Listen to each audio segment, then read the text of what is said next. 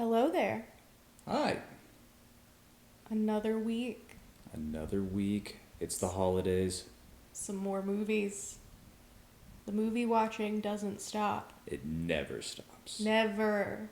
I wouldn't like a break with no movie watching anyway. None at all. You don't want to let your mind refresh for a little bit? No. I think that would just make me rusty. That's fair. See, my smooth, spongy brain needs a reset every so often. Give me like 2 days just to refresh. That'll never happen. I know. Especially during this season. Is it safe to say we are officially death racing right now Well, for Oscar season? Oscar death race.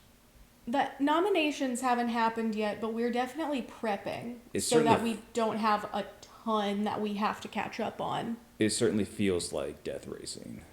We are kind of death racing the Independent Spirit Awards. I'll take it. We get the screeners in a few days, Hmm. and then we'll have a lot of movies to watch. Let's go. Because as we've talked about before, we unfortunately don't go to the movie theater. Never. So we wait for things to be on VOD or streaming. When's the last time we went to the movie theater? Poor Things? Yeah, I think we saw Poor Things in the movie theater. Not We a, saw it the day of the Golden Globes. not a bad movie to end our theater run on. No, and that theater experience wasn't too bad. We were at the nicer but further away theater. Yeah, that's right. I think the crowd that was going to see Poor Things, they were into it. They weren't a typical annoying movie theater crowd like when we saw Avatar 2. There were no screaming children or just straight up babies crawling around the theater. Yeah, no people standing up and making phone calls in the middle of the auditorium. Don't you love it? I'm not about to pay $30 for that and not have my subtitles. Going to movies right now is not just economical, it's too expensive. Just stream it. It makes sense. It is. I do like a theater experience when everything goes right, but you just can't guarantee that, and for the money, it's not worth it to me. You just need to build a home theater. And we can only afford a little piece at a time, so we're going to just get one chair. We'll get one bucket for our popcorn, and then next year, next chair. I would love a home theater. That'll be a difficult one, but for now we've got the TV and the nice little sound bar. When all else fails, just turn the volume up. Honestly, I think the sound bar sounds better than the sound at the close movie theater to us. It's not too bad. Those speakers at that movie theater have to be really old, I'd figure. I used to go to that movie theater when I was a little kid. They're ancient. Yeah. I'm guessing that place has not been redone at all. I highly doubt it. The roof caved in, so It's not a good sign. it's not at all. All right, start us off. We have 4 new releases that we watched this week. The first being Queens of the Dead. Queens of the Dead. Queens of the Dead was really, really fun. I was not sure exactly what to expect, but I liked it. Once you start meeting your kind of cast of characters, it was enjoyable. They started on a Kesha song, You loved it. and I was in. You started singing right along, yes. I did, of course, and I loved how they brought the song back. It was a great full circle moment. This certainly is not a movie that took itself too seriously, which No. is good. That's why it was enjoyable. And the plot was sort of just like, they're zombies, deal with it. Yeah, and it's fun because the director is Tina Romero, George Romero's daughter, and George Romero essentially gave us the modern day zombie with like Night of the Living Dead and movies like that. Yeah, I remember you said that, and I did not know that fact. When did Night of the Living Dead come out? Ooh. I don't know movie history really at I all. want to say 60s. Okay.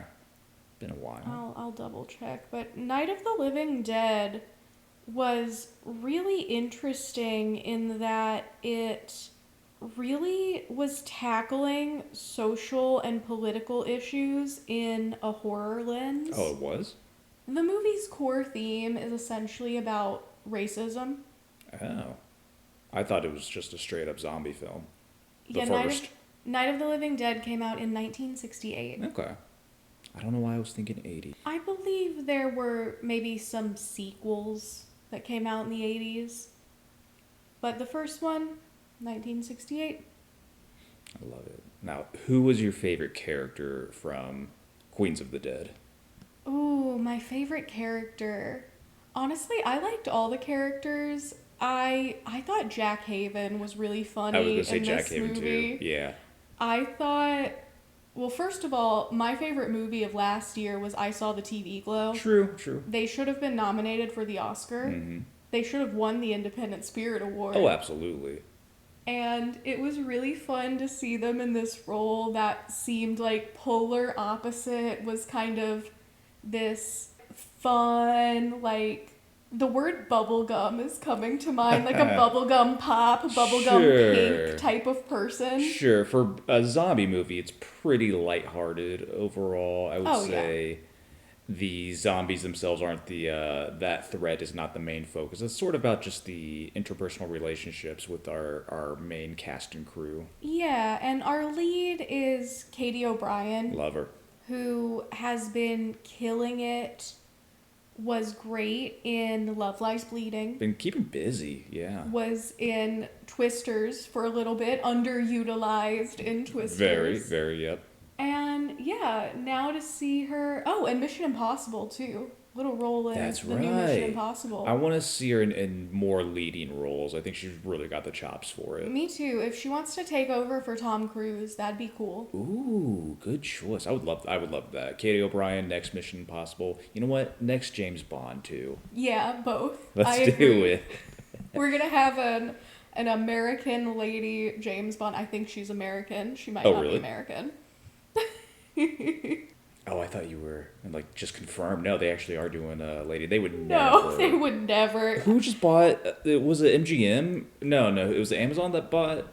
Yeah, Amazon owns James Bond. If they wouldn't even let British Idris Elba be James Bond, Yeah. there is no way they're gonna let, first of all, a non-Brit, second of all, a woman be James Bond. If they had a non-Brit be James Bond, would they start rioting over in the UK? I don't know. I really don't know how much they care about James Bond. I would imagine they see James Bond as like a British institution. I was wondering that. At this point, are they just thinking, no, that's an American franchise, we don't care, or this is James Bond, this is our boy, Daniel Craig is going to be king. Sorry, Charles. You really want to apologize to that man? No, that's okay. I'm honestly not the best person to speak about James Bond because a big movie blind spot for me is that I've never seen a single James Bond Not a- film in my entire life. Not a one. Not a okay. one, no. I think I saw some. Who was it? Pierce Brosnan was the one before I think James so. Bond, and then Daniel Craig has had his slew of movies, and I've seen maybe like half of them. I always like Casino Royale a lot more than the subsequent films, but I mean, he always gives a great performance. Daniel Craig is Benoit Blanc to me. Fair, yeah, I prefer him in that role. Mm-hmm. I don't really care about James Bond. I've really appreciated him as an actor these past few years because since a lot of the things he's in are those James Bond movies, I've always kind of assumed that there's this like stuffiness, buttoned up vibe about him. Like he's gonna be British Tom Cruise. Exactly. And that's really not the case. He's really funny as Benoit Blanc. He really gave it his all in Queer. I think he should have been nominated for an Oscar for that. I agree. Not afraid to put himself out there at all. Yeah. So I really do like Daniel Craig as an actor, but I have not seen any of his Bond films. Skip him. I'm sure he's good in them. Knives Out, much better series for him. There you go. But yes, going back to Katie O'Brien, she's a really great lead here. And I'm excited to see her in more stuff. I am as well. I would love to see that whole cast in more things. This was a fun movie, and I give it a worth the hype on this one. What was our score? Oh yeah, I agree. This was just a joy to watch. It was really stylish. Mm-hmm. The lighting, the cinematography, even it wasn't really a super gory movie, but when there No. was a gore effect, it was done really well. The makeup and costumes, fantastic. Yeah, and this didn't seem like a super high budget movie. They really impressed me, especially with what they had to work with. Yeah, a lot of practical effects, and I think honestly, if this movie had been riddled with CGI, I would not have enjoyed it nearly enough. I agree. So Queens of the Dead has an 88% Nice. certified fresh on Rotten Well Tomatoes. deserved. I agree. That's probably where I would put it too. I mean, it's a group of friends fighting off zombies at a drag club. That is everything. It's really fun. This is a fun like Friday night. You got some friends over, want to watch a movie and just have a good time, have some laughs, and watch some great performances. This is the movie for you. Yeah, and it's not too scary. Not at all. It's No. it's more fun, campy. The music, the acting, the directing, all great. My favorite part was when the one gal was getting swarmed by the zombie rats and just out of nowhere has two electrical cables in each hand and just sticks them together and goes out in a blaze of glory. That's fun. Margaret Cho, what an icon. Did great.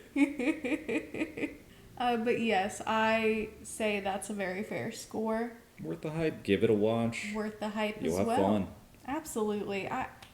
I think you'd have to have a cold, cold heart to not have a little bit of fun even with this movie. Let Queens of the Dead warm me up this holiday season. Absolutely. Ooh, trademark that.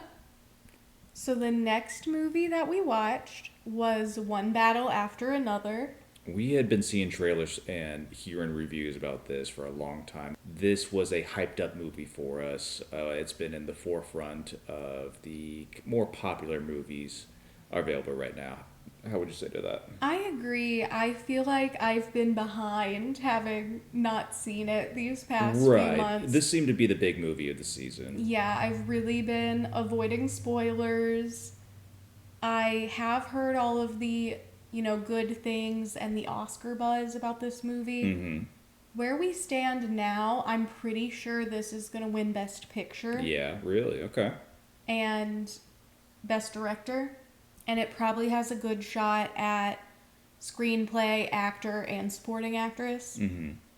If we see a really heavy One Battle After Another sweep, again, wouldn't be shocked. Okay. But we'll see how things start to play out as the precursor awards go on. Sure. I do think maybe this movie got a little overhyped for me. I think that's what I was looking for as well. I honestly had high expectations going into this, and maybe I kind of set myself up for failure. I did not enjoy this movie quite as much as I thought I was going to, starting with the nearly 3 hour runtime. Yeah, I thought I was gonna walk out of this movie and be like, oh my god, that's one of the best movies I've ever seen in my entire life. Paul Thomas Anderson, what a genius. And I was like, oh yeah, that was good. My favorite Paul Thomas Anderson movie is The Master Okay. with Joaquin Phoenix and Philip Seymour Hoffman. It is essentially a exploration Mm-hmm. into how religion can really sink its hooks into someone, specifically Scientology. They don't call it Scientology, but in the movie, it's absolutely Scientology. They're doing those little sessions with the machines. Okay. They're on the Sea Org. Philip Not the Seymour Sea Org. Hoffman is L. Ron Hubbard, 100%. It's just in all but name. Exactly. They don't want to get sued, so we're going to call it something else. Yeah, I would say this movie's definitely well shot. The scenes are great. Everyone's acting their hearts out in this. It was pretty funny and sort of just, I was getting an absurdist vibe in this movie. Yeah, the script is very absurd. They'll be talking about something very, very serious, and then all of a sudden, like someone's name is Bluto and no one even bats an eye at it. Right, right. Sean Penn is Lockjaw. There's someone named Toe Jam. The names very specifically got me, but then like the locations. Wasn't the nunnery like the beaver snatch something? Some sexual no. innuendo involving beavers, I think was the name of the nunnery. I must have missed that. Was more focused on. I mean, Sean Penn gave it his all. This movie. He seems extremely dehydrated and angry. I think that's supposed to be the character and roided out of his mind. I could see the giant veins bulging out of his arms the whole time. It was scary. When he was fully shaking, looking at Leo, saying, "I love black women," He's crazy too. I knew exactly what this character was supposed to be. I'm not the biggest Sean Penn fan personally, but he did do a great job acting here. He is a better actor than I am. I can at least say that. I was also really impressed with Leo. Yeah, me too. I think, for me, Leo reads best when he's kind of playing a bit of a loser. Because I actually thought he should have gotten an Oscar nomination for Killers of the Flower Moon. Mm-hmm. I thought he was really, really great in that movie. And again, he was playing kind of a stupid loser. He's just a sniveling little weasel that whole movie. Exactly. He really is good at that archetype. He is. I don't know him personally, but I've kind of wondered if that's just a reflection on how he is in real life. This just sort of an eccentric, kind of wild guy who dates too young. Well, we did watch Don's Plum, so I think in a way we kind of know him. It forever changed my view of that man, and not for the better. He comes off so bad in that movie. But yes, back to One Battle After Another. Leo does give a great performance. He is this paranoid old stoner who thinks everyone is after him, but he keeps forgetting his secret organization passwords. I thought that was really funny. I thought it was really funny too that was kind of showing how a lot of movements, it's like we just need to get to the base of what needs to be done instead of getting caught up in these little details like, what time is it? Say this exact specific thing back to me. Needlessly complicated, yeah. Yes. Tiana Taylor was really great. I think she's a front runner to win Best Supporting Actress. I wanted to see more of her in this movie. I did too. She's only been the maybe first third, something like that. First half. Exactly, yeah, which definitely not category fraud. True. Under supporting actress. Fair enough. That's a big problem I have with the Oscars is category fraud. Last year, both our supporting actor and supporting actress winners were category fraud. Yeah, should have been lead. Oh yeah. Okay.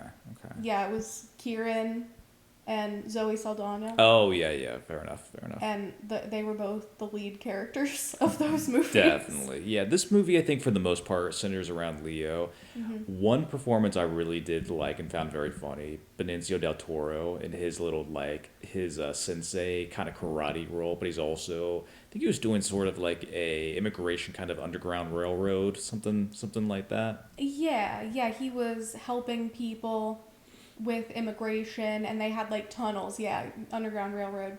He's been winning Best Supporting Actor at a lot of preliminary critics awards, and I actually do think he's in good shape. He could win Supporting Actor. I'd like to see it. He'll most definitely be nominated. I like his portrayal of this sensei character because he's very chill and zen to a point where it's over the top, and also then just slamming beers the entire time and having some funny banter with Leo. I think they played off one another very well. They did. They had really good chemistry. Lots of drunk driving in this movie. Yes. These guys are not. No one is a good person in this movie. No. Maybe the daughter. I think the daughter's the only good person in the movie. Chase Infinity, Sad Bitch Junior herself. Ah, yes, she is Because in she that. was Jake Gyllenhaal's daughter in Presumed Innocent, Presumed the Innocent. miniseries, Yep, yep. which I really enjoyed. Another great So performance. she was Sad Bitch Junior. And this gal goes through it in this movie. She's kidnapped and chased, and she has to get her hands dirty, and she's kind of forcibly involved in her parents' world of left wing kind of extremism or vigilantism, I guess they call it a vigilante group. Yeah, it's like their ideals are good. They don't always go about things in the best way because they're not the most organized of people, I think, No. when we see them. Yeah, she's kind of this normal teenager. She seems to have really good ideals and morals. She butts heads with her dad a little bit because he's a bit behind the times. She understands that, like, yeah, my dad's a little crazy. When her friends kind of pick her up at the beginning of the movie, she's having to calm him down and also explain to them, like, just ignore him. He's crazy and smokes way too much weed in this movie. Yeah, he's literally having weed induced paranoia the entire time, and Leo plays it very well. Oh yes, yeah. But I did really like that his daughter never felt like a damsel in distress. I never felt like, oh, if he doesn't come and save her, everything's gonna go wrong. She was fighting back, she was holding her own. She had Absolutely. agency. Grabbed a gun and started blasting. Yeah. Almost killed her dad because he didn't know the password. That's true, yeah. There's a lot of family dynamics here. I wish we would have had more involvement with Tiana Taylor, even just more flashbacks to kind of flesh out that story, because I was getting under the impression Tiana Taylor's character was more of a just a free spirit, I guess, and wanting not to be settled down in one place for too long, and maybe that was her influence for leaving her family. I think there was also a big postpartum depression element. Yes, not And addressed at all. I think we got that more in, which again shows how great her performance was. We got that more in Tiana Taylor's performance than I think we got in the script. Honestly, what I was getting, she was really selling it with her eyes. Yes. Whenever she was giving like these really funny, and it was ranging from intense to funny to these absurd kind of monologues and actions, but she sold it the whole time. Yeah. If she wins the Oscar, I would say that's well I'd deserved. agree. I'd agree. Now, 2 hours and 45 minutes. I think this movie could have been tightened up a little bit. I can agree with you there, and with that big of a runtime, they did insinuate that Tiana Taylor could come back. That's true. Like she's off somewhere, and so that's always kind of in the back of your head, like, oh, is she gonna show back up? No. She sends a letter to her kid. Yes, yes, she's not in the last half of this movie. I felt like almost the end of the movie felt like they were sequel baiting a little bit. Maybe. I don't think that is going to happen, and I don't think that's the intention. But I just think modern day movies have trained us so much to expect sequels that that's how it read to me a little bit. Wait for that mid-credits scene. Exactly. Marvel has ruined us. It has. I think I definitely say this might even be worth a rewatch down the road. I think so. Kind of break down each actor's performance a little bit more, and kind of, since I know a little bit more about the story and what's supposed to be going on. I was not sure. Did you find any significance with the kind of group that Leo was a part of, be calling themselves the French 75? Maybe they just chose it to sound cool, and I wasn't aware of any historical significance. Yeah, you're the history guy here, so I'm not sure. The French did a lot of revolutions. Fair enough. That's the most I can come up with. So yeah, if you don't know any historical context there, who knows? I'm sure I could look it up. Maybe Paul Thomas Anderson's talked about it. Was this based off a book or a story, anything like that, or was this like an original screenplay? I'm pretty sure this was an original. Not bad. Not bad. So I'm seeing that this was inspired by a novel called Vineland, Okay, Vineland. I wonder what that is about. set in California in 1984, the year of President Ronald Reagan's re-election. Through flashbacks, its characters, who lived through the 1960s, account for the free spirit of rebellion of that decade and describe the traits of the fascistic Nixonian repression and Nice. the war on drugs that clashed with it. The book portrays transformations in U.S. society from the 1960s to the 1980s, and that is read straight from Wikipedia. Okay, I can see the inspiration from there. I think maybe they've changed kind of the counterculture of the 60s is now like immigration issues in a modern sense or a modern take. Yes, because this felt very modern to me. Yes. I think my favorite sequence in that movie was when they are in some, I think, border city, something like that. Leo is, I'm just calling him Leo, I forget what his character's name was. Bob. Oh yeah, just Bob. He's running with Benicio del Toro through these apartments trying to escape what essentially is a giant ice raid. And it ends up with Leo running around with some skateboarders, hopping from roof to roof. I laughed pretty hard when he fell off the roof into that tree and that whole sequence. And then cut also with the like kind of riot scene that was going on in the streets below them. We saw a little bit of that back and forth and some street violence. That was my favorite part of this movie. Yeah, I did really like that. Yeah, he fell off the roof because how often do you see in movies people are jumping from rooftop to rooftop and it's like, no, I would fall. This 50-year-old drunken high man is trying and running for his life, hopping over these little gaps. He cannot do it. Yeah, and then I did really like that you're right, it is essentially this big ice raid, and you see the scene with Sean Penn and his goons deciding they're going to go to this community. And Sean Penn, he wants to go there because he's looking for the daughter. Yes. And so he just tells his goons, let's do a raid here. Just say it's drugs and crime. They're just so flippant with it. And I think that's very accurate and timely. I agree. I agree. Yes, you have that kind of family drama, some questioning on like parentage and what it means to be family and who you choose as your parent. Things like that I found were interesting. Some points I thought were kind of just unnecessary. For example, that long dragged out, drawn out car chase scene towards the end of the movie. Yeah, that was a little long for me too. It was fun to watch, but I don't think it was needed other than just it padded that runtime. I mean, everything was shot well. The desert landscape that they are having these action sequence through was really pretty.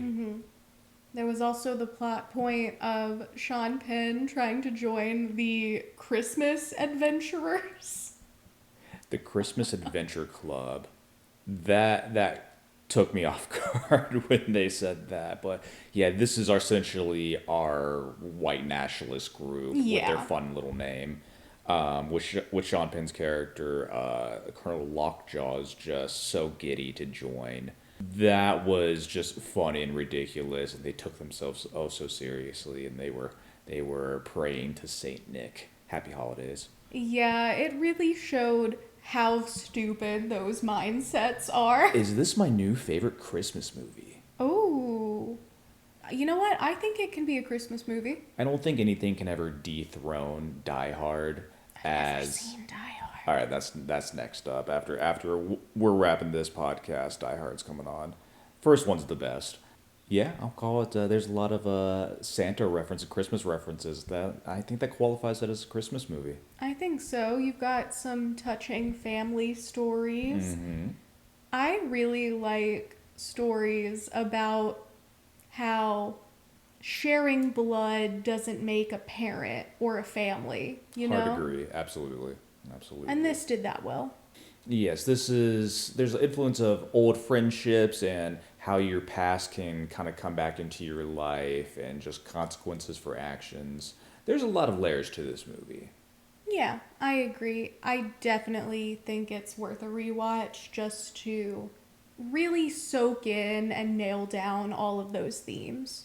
And now again, if I had been editing this movie, things like the very ending scene where Sean Penn, he's been shot, he's all disfigured, but he's finally thinking he's earned his way into the Christmas Adventure Club, and they're showing him his kind of new office where he can stay at, and they just randomly gas him to death because he's too big of a liability and has a mixed race child, which is just the worst thing that you can do, of course. And I don't know why that needed to be. The biggest reason I could think of as to why it was there is just his character was so evil that it's like, oh, we get to see him get his comeuppance. But he had his comeuppance. He got shot in the face with a shotgun and crashed his car. That's great comeuppance. I agree with you. Maybe they just wanted to show the Christmas adventurers one more time. I can't fault them for that. That's fine. If anything, the Christmas adventurers needed to go down. I wanted to see more. You know what? They'll be in the sequel. It'll be the Christmas Adventure Club versus Tiana Taylor. I would watch that. I'll watch that. Absolutely. Keep it under 2.5 hours, Paul, but otherwise... 4 hours. Don't do that to me. 4 hours. Or nothing. Hey, bring back Benicio and we got a deal. Mm-hmm. He could come back. I think the last we saw of him, he was getting taken by the police for drunk driving. He was definitely like, I'm getting arrested for this, but he was pretty calm about it. Yeah, he was laughing about it. Yeah. It's like, well, officer, I had a few small beers. Just some little ones. Now, I'm going to go out on a limb and say, I'm going to guess the critics did like this movie. Oh, yeah. Yeah, it's already been nominated so much at the Golden Globes, You Critics' think Choice Awards. Oscars, this is going to do well. I do. It's going to get nominated for Best Picture, Best Director, Screenplay. I'm going to say actor, supporting actress, at least one supporting actor, probably Benicio, but could be Benicio and Sean Penn. Sure. And Chase Infinity, who plays the daughter, is campaigning for lead actress. She was nominated at the Golden Globes, so that's a possibility as well. Who would you give it to for Best Supporting Actor, Sean Penn or Vince? I like Benicio as a person Benicio, more, yeah. so I'm going to say Benicio. They both already have Oscars, so I usually like to see it go to someone who doesn't have one, but... What does Benicio have his Oscar for? It's a movie called Traffic. I've never seen it, but he has an Oscar. What did Sean Penn do to get himself an Oscar? I'm afraid to ask. I think he got an Oscar for Milk. Oh, that's where right. he played Harvey Milk. Yeah. I've also never seen that movie. I have a lot of blind spots for things that came out before I was in like late high school or college. Well, again, Sean Penn gives a hell of a performance. He's very like intimidating and unhinged and crazy in this movie. Yeah, absolutely. And then Tiana Taylor might win supporting actress. And I'm sure it's going to get all your cinematography, production design, score. I liked the score a lot. It was good. It was very off the wall. It felt like jazz to me, like jazz It riffing. did. And I liked that. I thought it really fit the tone of the movie. You know what, actually, now that you mention it, I wanted a little bit more of a lively or upbeat soundtrack to go with this. I needed some more needle drops kind of throughout to really go with these well-done scenes and sequences. Yeah. Yeah, the only needle drop I remember is it ended on a Tom Petty song. And I think That was good, yeah. I think I only remembered that because I was like, oh, my mom would like this. She would have loved that ending, absolutely. So what kind of score? I'm gonna try to guess this one. Let's see how close I can get. I'm gonna give this, or say the Rotten Tomato score. Let's go with 85. 95. 95, man, I'm off. I'm not good at guessing, but dang it, I'm gonna keep trying. The critics loved this one, but you are correct on the audience score. That one's an 85. Okay. I'm a man of the people. What can you say? I'm not a man of the people. You are not. No. I will say, and maybe I do blame some of this for the movie getting overhyped for me. Mm-hmm. I wouldn't give it a 95, I wouldn't either. That's a high for me. but I'd give it like an 85 to 90. Yeah. Somewhere in I'd that give this range. like an 80. I would say give this a watch. Give it a second watch down the line. Yeah. There's a lot to unpack here. It's really good. If you like some of these actors, you're going to have a fun time with this movie. It's an incredibly well-made movie, and yeah, there are some career best performances going on A here. lot of good take on modern society and its problems and important issues being covered, but in a sometimes like almost a lighthearted. We talked about the kind of absurdism It's throughout almost this. easier to digest that It way. is, It it doesn't is. feel like you're just sitting there watching this dour, incredibly upsetting movie. Yeah, for all these struggles our main characters go through, it never feels bleak, Yeah. and that can pull down a movie for me. It feels like. Yeah, exactly. It is a fun watch in a lot of aspects. Yeah, you know what? Worth the hype. I'm giving this a thumbs up. I'd say worth the hype as well. Everyone should give it a watch. It's the movie of the year. We'll see what happens. The next movie we watched was Relay. Relay, yes, this was an interesting movie. How'd you feel about it? I surprisingly really liked Relay. Mm-hmm. I thought it was a cool idea. I thought it was paced really It well. was. I love some yearn, and there was a lot of yearning between Riz Ahmed and Lily James. You're teaching me more about yearning and how that affects acting in this movie, and I think I'm starting to appreciate it. Yeah, every time they looked off into the distance, I like poked you and said, "Look, they're yearning." You did. But yes, I thought the portrayal of kind of like the subterfuge, the little kind of spy document concealment and back and forth, and that kind of whole relay system was very interesting in this. Riz Ahmed was an interesting character and kind of what he was all about. Yeah, I'd never really thought about the relay system for the deaf and hard of hearing. And I thought it was a really unique idea that this guy who's dealing with these sensitive documents and information is using that as a way to not get caught. I agree. Because, yeah, that shit's protected by the ADA. Yeah, that was interesting. And this was directed by the same guy who directed Hell or High Water. Okay.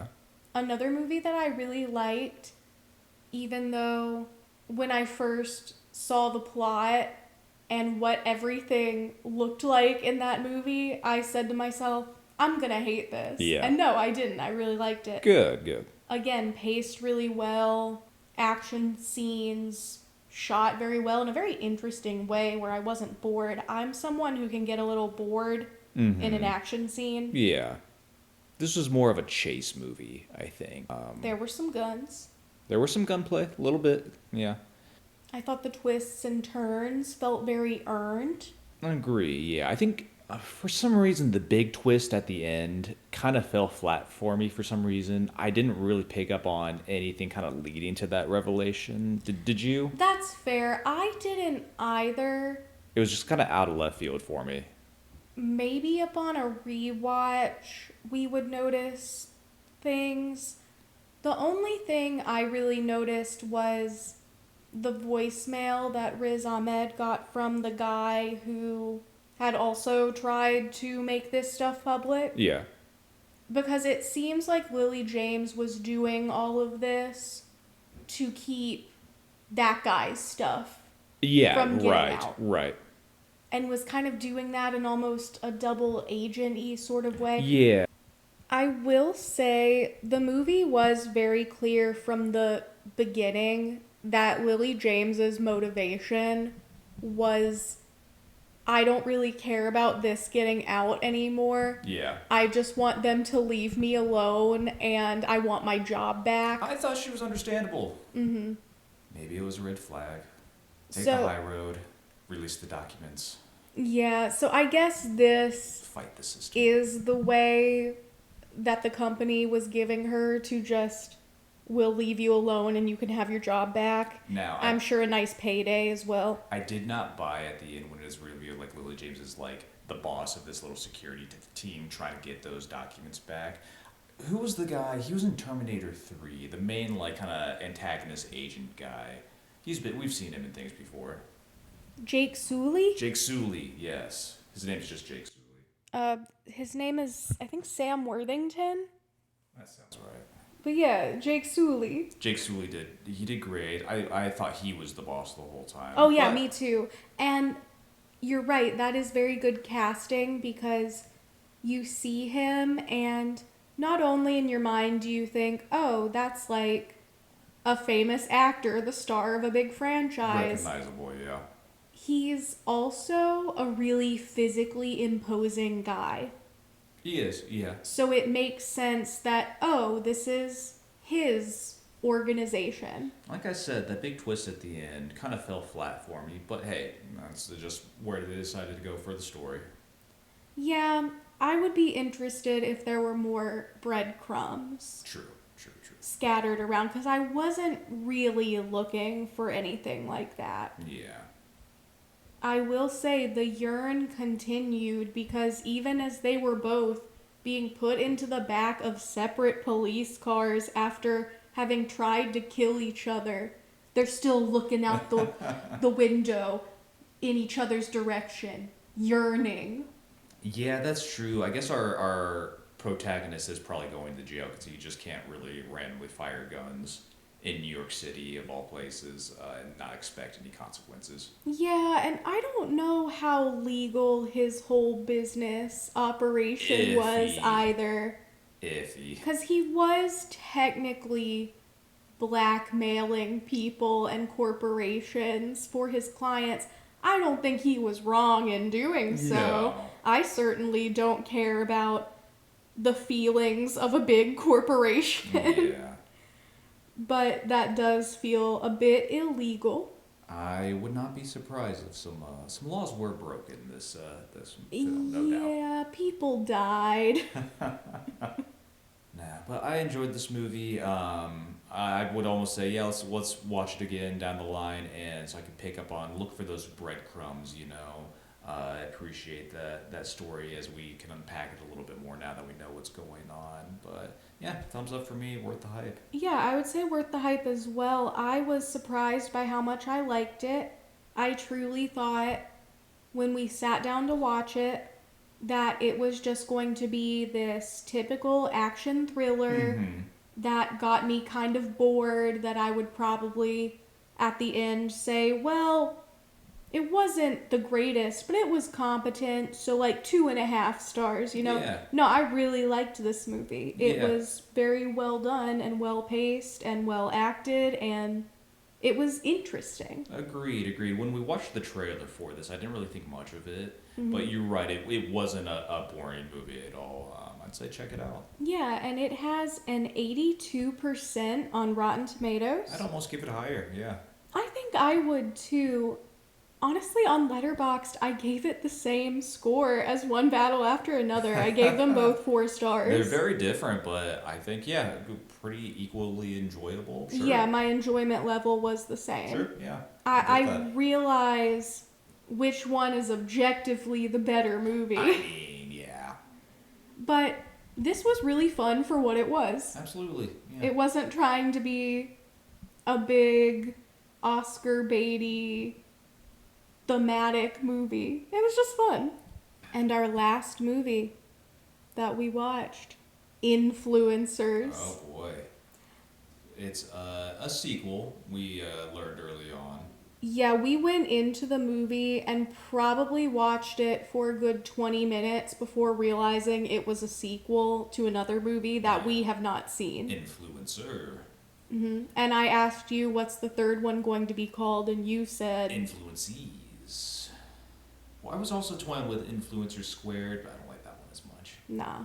But yes, this movie is about a crazy Canadian actor going on a killing spree. I don't know if she's an actor in the movie. She's just sort of a gal who travels around like Europe and kind of backpacks around. Yeah, I'm guessing maybe more of who she is explained in the first one. Yeah. Because, yeah, I'm not even positive what country she's from. I would think the US or Canada. I think they said she's American. Yeah. Okay, just based on her accent. But she starts the movie off in France, which I said while we were watching the movie. I'll say it again. I think we're about to see a lot more things set in France, or even with a few scenes like that are in France, because legally now, by French law, if you're going to run a streaming service in France,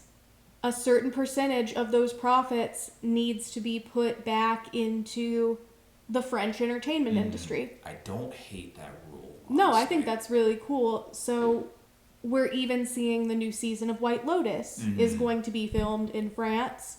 Emily in Paris will never die. Maybe one day soon. This last season was really boring. I just watched it. Not for me. That's what I keep hearing.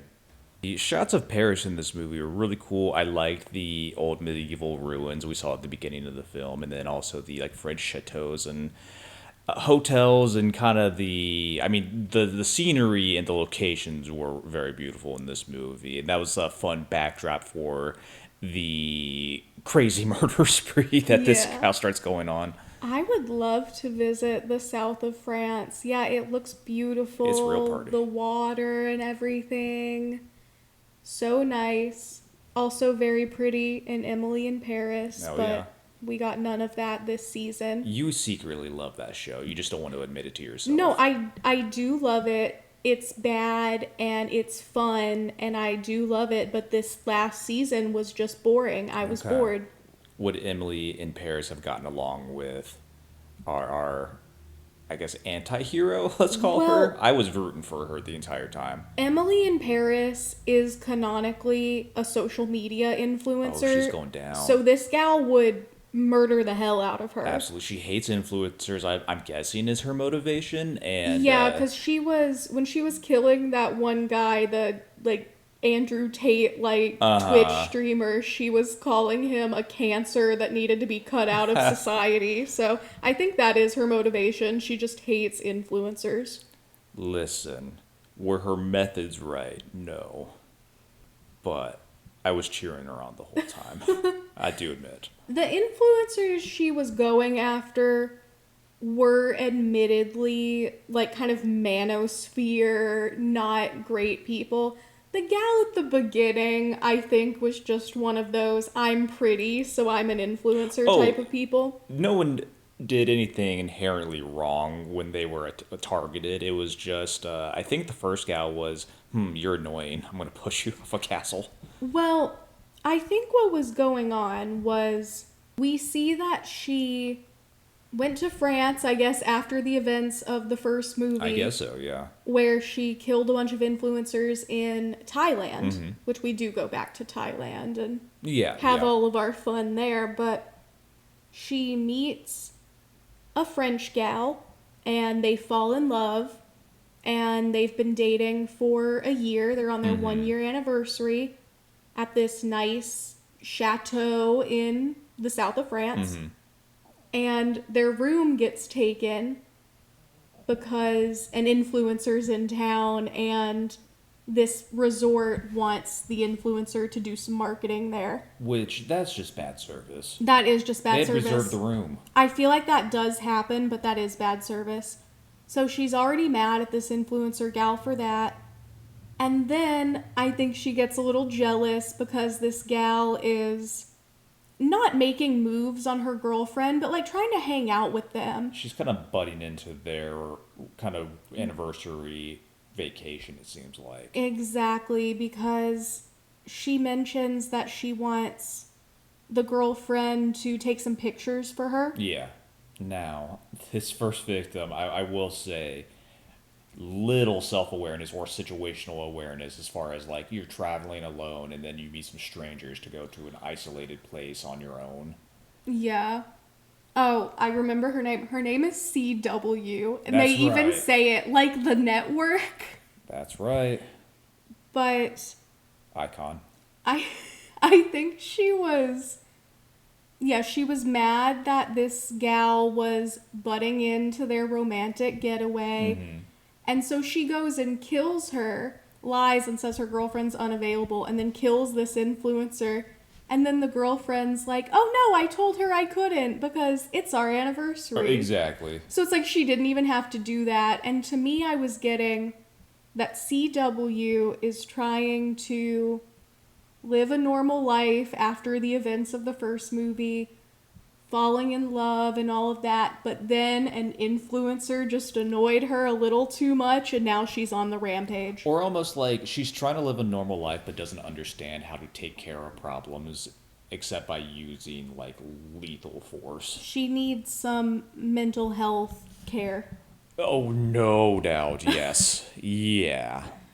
Because then she gets too mad at her girlfriend because her girlfriend's starting to figure out what's going on here. And she kills her girlfriend who she's in love with.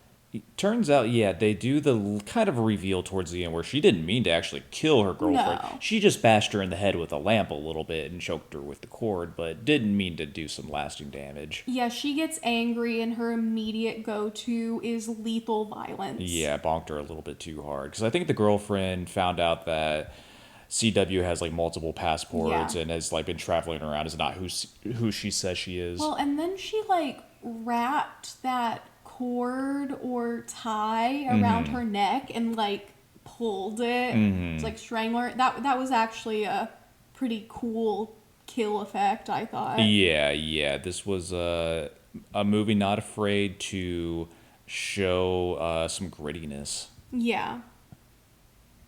Exactly. And then, you know, we have the final girl from the first movie, which again we've never seen. The lone survivor, it sounded like, making her way into the sequel. Yeah, but then they both end up back in Thailand and... Or was it Bali?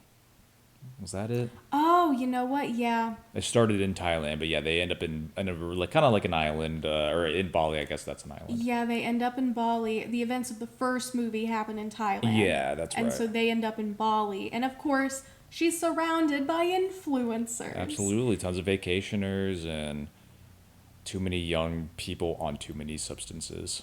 Yeah, and so our final girl is essentially trying to find the person who I guess killed all her friends, and she's under a lot of suspicion. I thought it was actually a really good exposition device to introduce that character and kind of the events of the first movie for people like us who haven't seen it. Yeah. Through a true crime podcast. That was pretty good. Yeah, kind of replaying those events. I would say don't feel too bad about like, oh, I didn't see the original. And just jumping into this sequel, it helps you along and kind of fills you in. Yeah, I never felt confused or anything. And I think that's what movies need to do.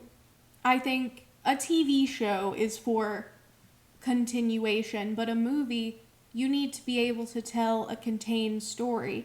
And you can have sequels and stuff that gets enhanced from watching the other things.